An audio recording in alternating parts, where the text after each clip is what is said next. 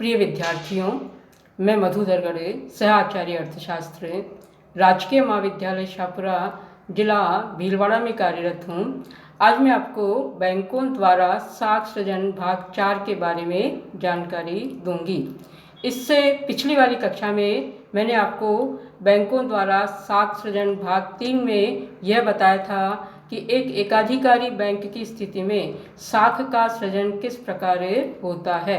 तो आज हम लेंगे कई बैंक लेकिन केवल एक नई जमा की स्थिति में। तो आज हम कई बैंक होने की स्थिति में साख सृजन की व्याख्या करेंगे। कई बैंक होने से साख सृजन की प्रक्रिया अधिक जटिल हो जाती है, लेकिन अंतिम परिणाम ठीक पहले जैसा ही होता है। प्रथम बैंक ने जिस व्यक्ति को कर्ज दिया, संभवतः वह इसे किसी दूसरे बैंक में जमा करा देता है। इससे दूसरे बैंक की जमाएं बढ़ जाती है और वह रिजर्व अनुपात के अनुसार कुछ नकद राशि अपने पास रखकर शेष को उधार देता है, जिससे तीसरे बैंक की जमाएं बढ़ जाती हैं। इस प्रकार यह क्रम आगे कई बैंकों तक चलता जाता है। अंत में 20% रिजर्व अनुपात के होने पर संपूर्ण बैंकिंग प्रणाली में 5 गुनी जमाएं उत्पन्न हो जाती हैं। माना कि बैंक ऊपर वर्णित स्थिति 1 में होता है, तो आप पिछली बात याद कीजिए कि जब हमने स्थिति 1 ली थी उस समय हमारी एक तरफ देनदारियां थी और दूसरी तरफ लेनदारियां थी। देनदारियों की तरफ थी शेयर पूंजी 100 रुपये के बराबर और जमाएं थी हमारी 1000 और इनका टोटल था 1100 रुपये। और जो लेनदारियां थी उनमें नकद रिजर्व था 200 रुपये, कर्ज था 900 रुपये और इनका कुल था 1100 रुपये। तो इस तरह से जमा है 1000 और नकद रिजर्व है 200। तो स्थिति 1 में रिजर्व अनुपात अपना था 200/1000 अर्थात 20%। तो यहाँ तक स्थिति पहले जैसी है। अब कल्पना कीजिए कि कोई व्यक्ति इस बैंक में 100 रुपये जमा कराता है, तो ये बात भी पुरानी ही है कि हम स्थिति 2 की व्याख्या कर रहे हैं। तो पिछली कक्षा में स्थिति 2 में मैंने आपको बताया था एक तरफ देनदारियां और दूसरी तरफ लेनदारियां थी। तो देनदारियां थी शेयर पूंजी 100 रुपये के बराबर, जमाएं थी 1000 प्लस 100 रुपये अर्थात 1100 रुपये और इनका योग था 1200 रुपये। और जो लेनदारियां थी उनमें नकद रिजर्व था 200 प्लस 100 अर्थात 300 रुपये, क्योंकि 100 रुपये अभी नकद जमा कराए हैं, अतः 200 रुपये पुराने और 100 रुपये अभी के, कुल नकद रिजर्व है 300 रुपये और कर्ज वही है 900 रुपये।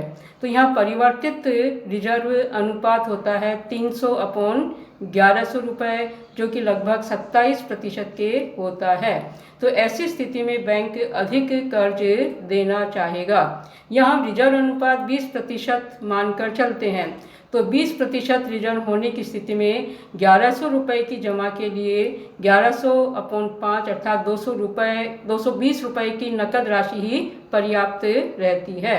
अर्थात 300 में से 220 रुपये उसे नकद रखने हैं, शेष 80 रुपये की नकद राशि वह उधार दे सकता है। तो ये थी स्थिति 2।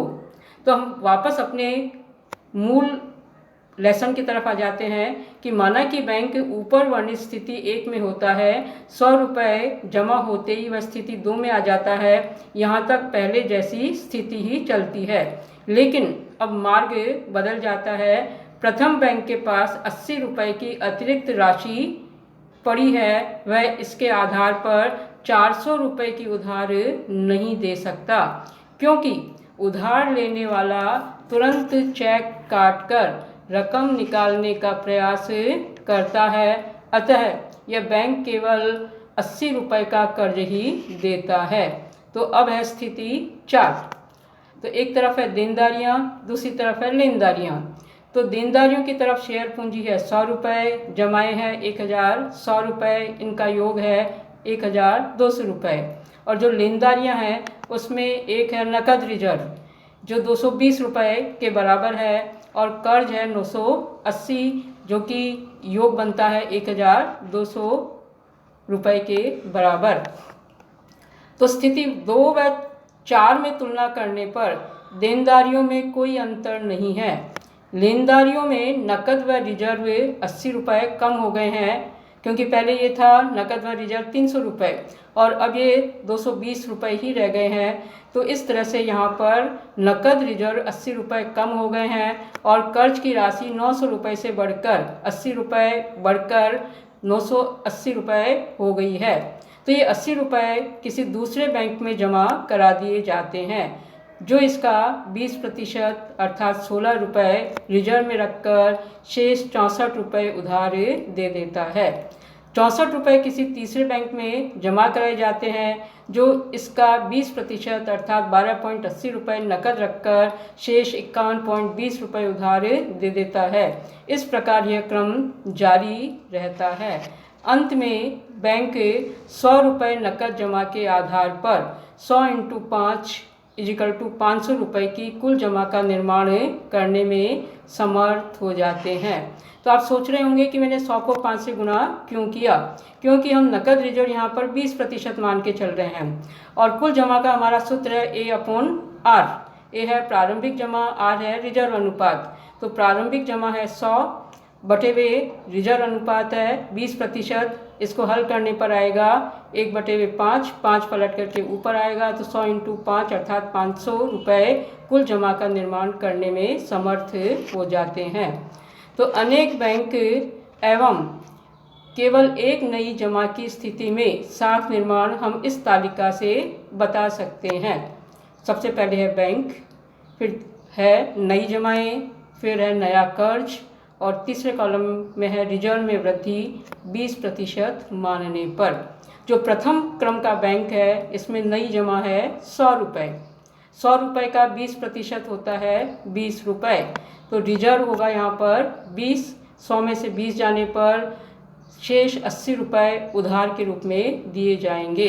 तो ये जो 80 रुपये का कर्ज है ये दूसरे बैंक में जमा करा दिए जाते हैं। तो जो द्वितीय क्रम का बैंक है उसके पास नई जमा हो गई 80 रुपये। इस 80 रुपये का 20% होता है 16 रुपये। तो 16 रुपये बैंक अपने पास रिजर्व में रखेगा और 80 में से 16 घटाने पर जो 64 रुपये है ये नए कर्ज के रूप में उधार दे दिया जाएगा। तो ये 64 रुपये व्यक्ति निकाल करके तीसरे बैंक में जमा करा देता है। तो जो तृतीय क्रम का बैंक है उसमें 64 रुपये जमा हो जाते हैं। इस 64 रुपये का 20% होता है 12.80 रुपये।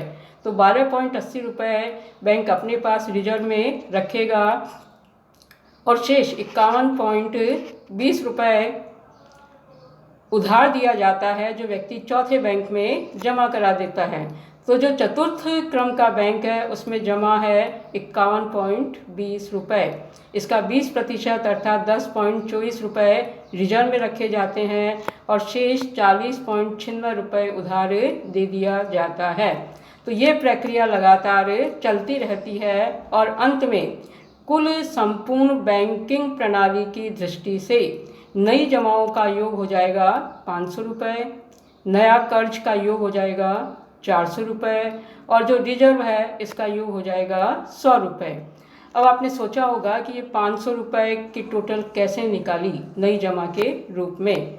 तो यहाँ हम रिजर्व अनुपात R होने पर नई जमा के 1/R गुने अर्थात 5 गुने जो कि नकद रिजर्व अनुपात 20% मानने पर जमा में वृद्धि हो जाती है। और कॉलम 1 में जमा का क्रम इस प्रकार रखा जा सकता है। तो कॉलम 1 का योग है 100 + 80 + 64 एंड सो ऑन। तो ये बराबर हो जाएगा 100 + 4/5 × 100। तो ये हल करने पर आता है 80। इसके बाद है 64 के बजाय लिखा हमने 4/5 का होल स्क्वायर × 100। तो इसको हल करेंगे तो ये आ जाएगा हमारे पास में 64 रुपये और ये प्रक्रिया इसी तरह से चलती रहती है। तो ये जो हमने लिखा है 100 + 4/5 × 100 + 4/5 का स्क्वायर × 100 + 4/5 का whole cube × 100 and so on.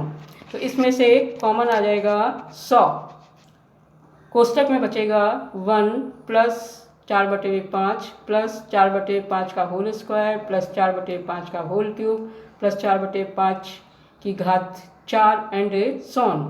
तो यह असीमित ज्यामितीय सीरीज या जीपी के जोड़ की विधि से हल किया जा सकता है। तो जो गुणोत्तर श्रेणी है उसका सूत्र है अनंत पदों के योग का S infinity is equal to A/1 - R के। तो A है यहाँ पर प्रथम पद, R है सार्वय अनुपात। तो ये हल करने पर हो जाएगा 100 कोष्टक में आप देखिए प्रथम पद है 1, तो ऊपर हमने A का मान लिखा है 1/1 सार्व अनुपात है यहाँ पर 4/5, क्योंकि हर बार इसे हम 4/5 से गुणा कर रहे हैं।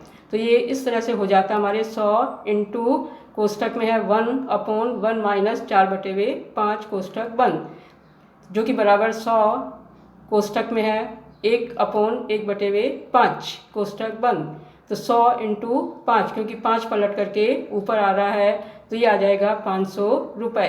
तो इस तरह से पहले कॉलम का योग हमारे पास में 500 रुपये प्राप्त हुआ है।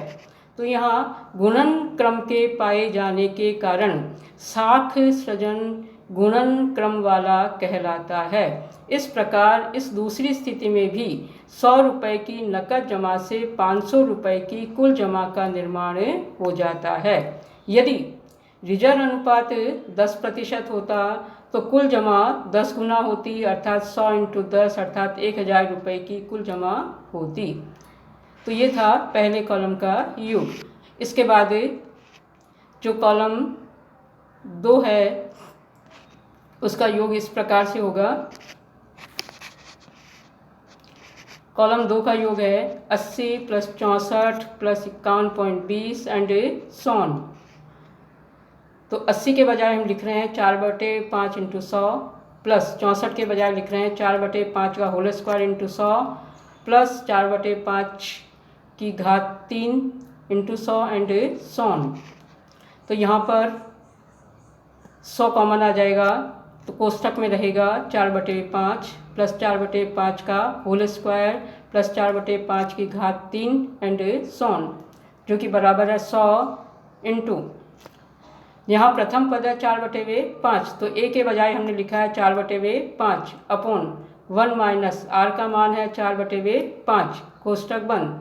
तो 100 कोष्टक में 4/5 अपॉन नीचे हल करेंगे तो ये आ जाएगा 1/5 इजिकल टू 100 इंटू 4/5 गुणित 5 पलट करके ऊपर आएगा बटेवे 1, 5 से 5 कटेगा तो 100 इंटू 4 इजिकल टू 400 रुपये। तो कॉलम 2 का योग हो जाएगा 400 रुपये। इसके बाद निकालते हैं कॉलम 3 का योग। कॉलम 3 है 20 + 16 + 12.80 एंड सोन। 20 के बजाय हम लिख रहे हैं 100 इंटू 1/5 प्लस 16 के बजाय हमने लिखा है 80 इंटू 1/5 प्लस 12.80 के बजाय लिखा है 64 इंटू 1/5 एंड सोन। बाहर कॉमन आएगा 1/5, कोष्टक में रहेगा 100 + 80 + 64 एंड सोन कोष्टक बंद 1/5 गुणित, अभी हमने टोटल निकाला था 100 + 80 + 64 एंड सोन का 500 रुपये। तो इसके बजाय हम यहाँ 500 रुपये लिख रहे हैं, 5 से काटने पर ये आ जाएगा 100 रुपये। तो कॉलम 3 का योग होता है 100 रुपये के बराबर। तो इस तरह से हमने यहाँ पर देखा कि अगर बहुत सारे बैंक हैं और एक जमा है तो किस प्रकार से साख का सृजन होता है, लेकिन अंतिम परिणाम हमें वही प्राप्त होता है।